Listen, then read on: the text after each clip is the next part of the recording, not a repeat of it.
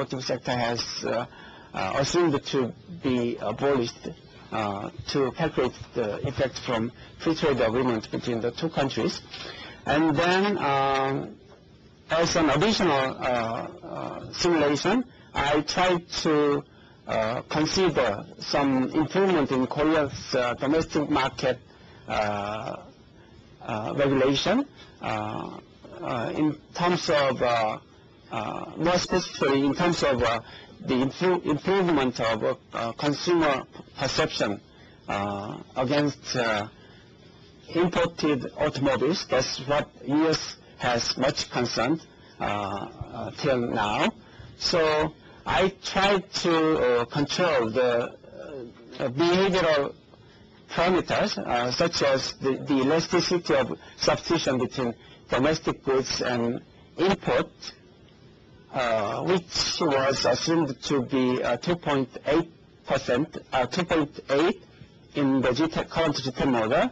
And also there were another parameter of elasticity of substitution between the imports from different countries of origin. That's assumed to be 5.6. And then I tried to change the first parameter to be the same as the second one. That means the consumers in the automotive market might be more responsive to price changes due to tariff elimination toward import automobiles, and the consumers will not differentiate they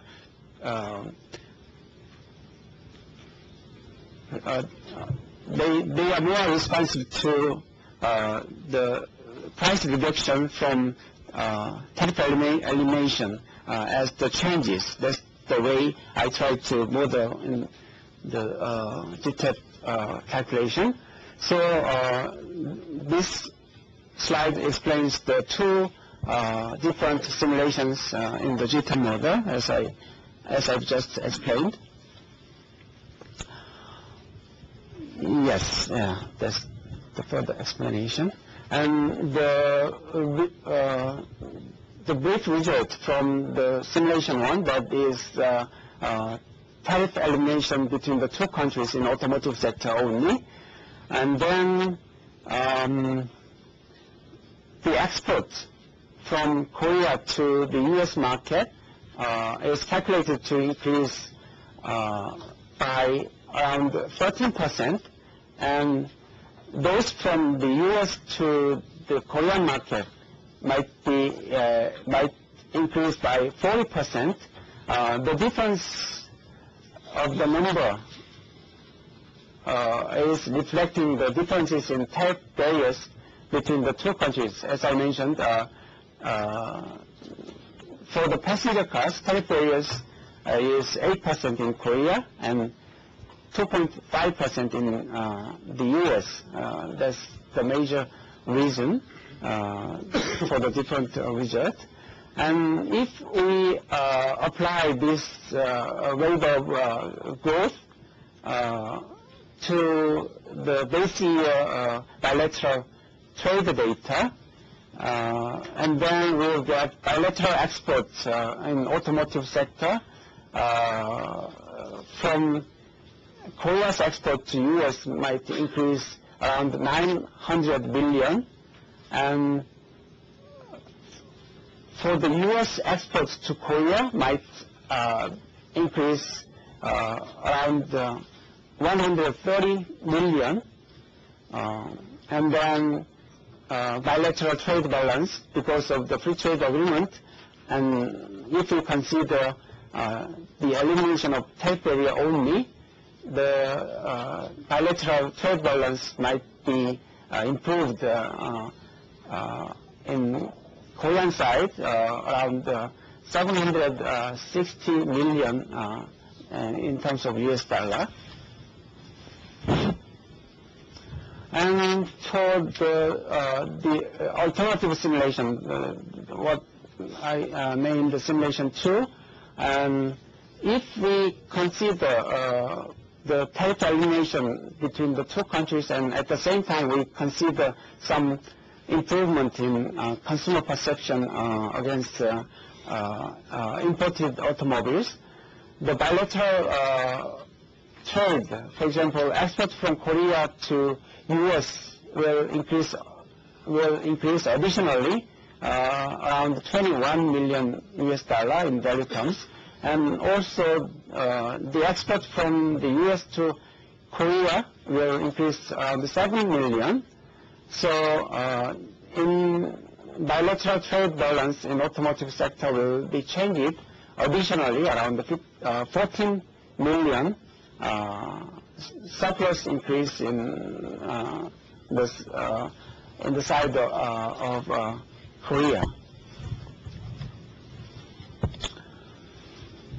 So the improvement of consumer responsiveness toward imports in automotive sector will bring additional growth of bilateral trade between the two countries in free trade agreement in automotive sector. That's the overall result. And the effect might be larger in value of in value for Korea's export relative to U.S. side, because Korea has a comparative advantage over the U.S. in the automotive sector. That's the major reason, I suppose. And not only for the both countries, those changes in two countries' automotive market might affect global trade in automotive sector. So those changes not only increase the trade volume between Korea and U.S., but also other American countries like Mexico or Canada or Japan and other Asian countries will also see some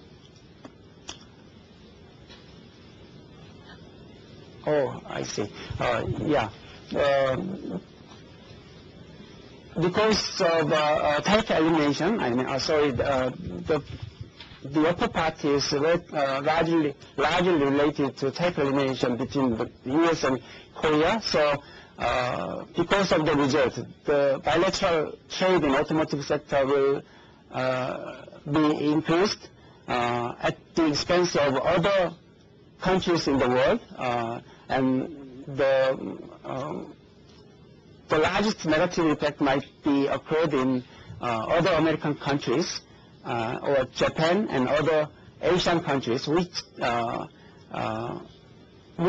are competing in the U.S. market or in Korean automotive market. That's what this slide says.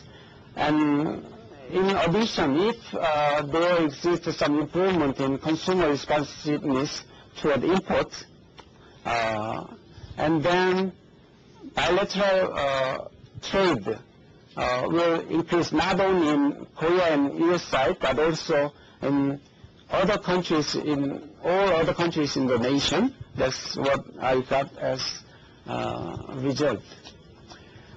And for the welfare side, in G10 model, it is measured in terms of equivalence variation. That is what we remain as a surplus after the changes over the consumer bundles.